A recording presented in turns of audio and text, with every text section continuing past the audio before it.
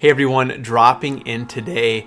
Going to be covering a quick subject that I threw out on a tweet last week, and the tweet said, hey, stop quitting. Nothing good happens next week, next month, or even next year.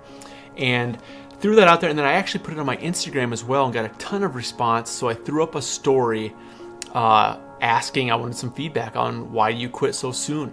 It's just something that I've observed over the years, and saw some people that I really loved what they were doing on social, and just see them fall off, and it just bums me out. That's why I want to talk about this, because I see them doing so well, and they're following their passions, but then they fall off and they're quitting, and it just bums me out to see that. And I'm just curious on why, and so I got thinking deeper on it. I got some feedback. I had my own opinions on the whys, and that's what we're going to cover today. So some of the feedback I got on Instagram, and this actually really slowed me down. I was going to film this last week, but some of the feedback I got made me stop and think and rethink and think deeper on the subject. So one of the feedbacks I got on the question on why are you stopping, why are you quitting so soon, was, well, life happens, circumstances happen, and I've had to adjust. And I totally agree with that, but not kind of the thought process that I'm gearing towards. And so if that's your response and that's kind of what you're thinking right now, I totally agree with you on that sometimes those things happen in life, but that's really not what I'm getting at. What I'm truly getting at is when you're chasing something and you're going for it, and it is something that you're involved and super passionate about, that you can't continue on without doing it, and you're quitting, and it's staying in the back of your mind. Even if you're quitting and you want to keep doing it, you might even jump on it again and fall off again. That's what I'm talking about, not something that you can let go, move past, and it's done and over. So I'm really talking about something that you're passionate about and you're quitting. Why is that? Why are you stopping so soon? And so one of the feedbacks I got that really made me slow down was the how it was worded was, well, I've quit in the past due to, unrealistic expectations or my goals being out of reach. And that actually really stopped and slowed me down, because I've always thought in my own mind was, well, I've kind of always thought like anything that you're chasing and really going after that's hard is probably going to be out of reach, at some points unrealistic to achieve quickly in the micro. So still something that if you were to put in a ton of time could be achievable, but you're not necessarily guaranteed.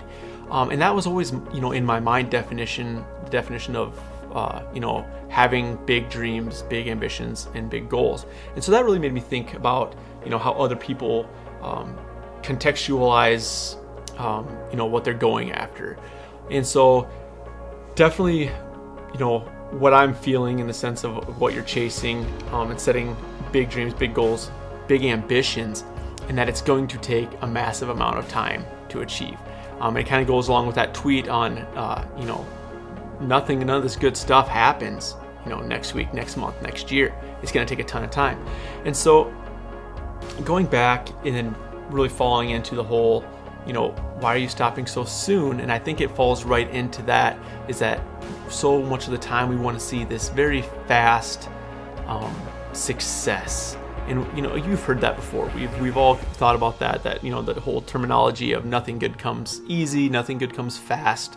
But why is it that we can know that, and some people can know that and still fall off and quit? And I truly believe is that it's the definition in our own mind of what success is, and what maybe even society says success is, and that you're most likely measuring this success in either in dollars, in quick growth. We have so much of this. We have so much social media now, which is phenomenal. I spend a massive amount of time daily on social, being involved, putting out tons of content, engaging in other people's content.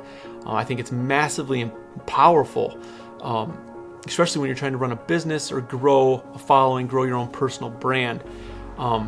But falling back then on some of these metrics that show success, right? Or show growing a following, but maybe you shouldn't be measuring your own, success with these metrics or vanity metrics, things that look good and appear good from the outside, from the eyeball test, but not necessarily from a growth, branding, and what I call the heart test. There's going to be so much of what you do that you're going to have to sacrifice the vanity metrics for the heart. And I really believe that less quitting, less stopping early would happen if we weren't judging our success on dollar signs and these vanity metrics. So to give you a prime example, I'm on year, I think we started working on Run to Gun in 2011, officially kicked off in 2012, and I don't think I even hit 1,000 followers on Instagram until like 2017 or 18.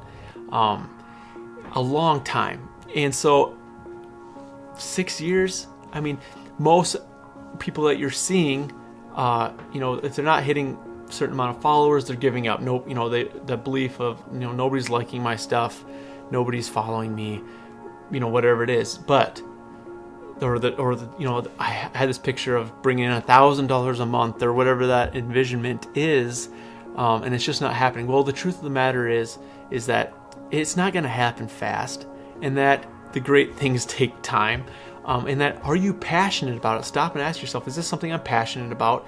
How do I grow and make it better? It makes me happy doing it, so I'm going to continue. And if those are the things that you're measuring your success on, is it making yourself happy? Is it enriching your life day to day? Is it empowering other people to live a better life? Is it helping other people? If it's doing all those things and that's what's making you happy, maybe you just need to stop, slow down, and redefine what you're thinking about success and what success really is. If you're completely judging that on followers, likes, comments, and dollars, I understand why you're quitting so soon, because those things just don't happen very quick. And that's just coming from 100% personal experience and still growth experience on where I want to be and where I'm trying to climb my own business into.